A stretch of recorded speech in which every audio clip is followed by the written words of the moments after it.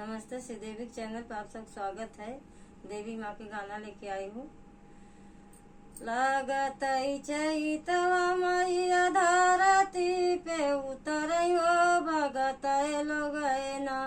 माई के करई दर्शनमा हो भगत लोग ना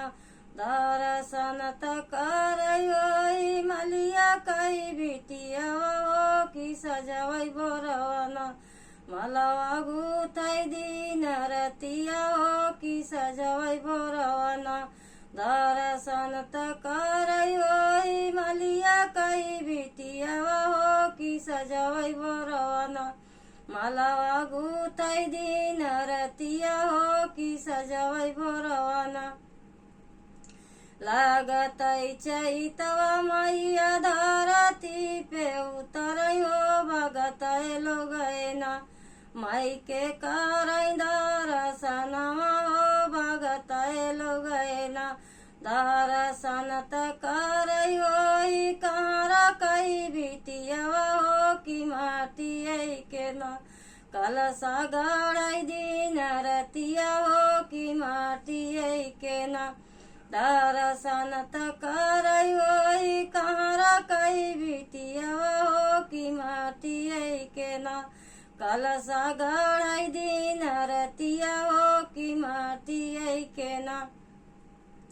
लागत चैतवा मैया धरती पे उतरई हो भगत लोग ना माई के करई दर्शनमा हो भगत लोग ना दर्शन त करई हो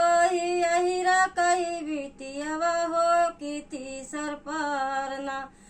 माई दहेड़िया चढ़ावई हो कि तीसर पहरना दर्शन त करई हो अहिरा कई बिटियावा हो कि तीसर पहरना दहड़िया चढ़ावई दिन रतिया हो कि तीसर पहरना लागत चैतवा मैया धरती पे उतरई हो कि भगत लोग ना माई के करई दर्शनमा हो कि भगत लोग ना दर्शन त करई हो बभना कई बेटौआ हो कि माई के ना पोथिया सुनावई दिन रतिया हो कि माई के ना पोथिया बाँची के सुनावई हो कि माई के ना दर्शन त करई हो बभना कई बेटौआ हो कि माई के ना पोथिया बाँची के सुनावई हो कि माई के ना लागत चैतवा मैया धरती पे उतरई हो कि भगत लोग ना माई के करई दर्शनमा हो कि भगत लोग ना दर्शन त करई हो नारी हो कि सजवई भोरवना माई के भोगवा लगावई हो कि सजवई भोरवना दर्शन त करई हो नारी हो कि सजवई भोरवना माई के भोगवा लगावई हो कि सजवई भोरवना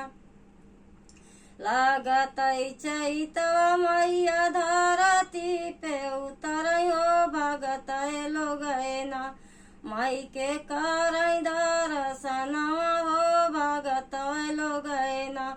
दर्शन त करई हो नारी औ सोहागिन हो कि दिनारतिया ना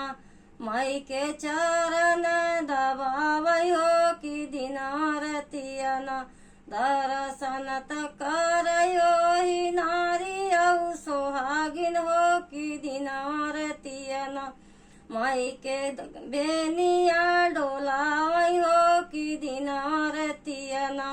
माई के पाचरा गवावई हो कि दिनारतिया ना माई के पाचरा गवावई हो कि दिनारतिया ना लागत चैतवा मैया धरती पे उतरई हो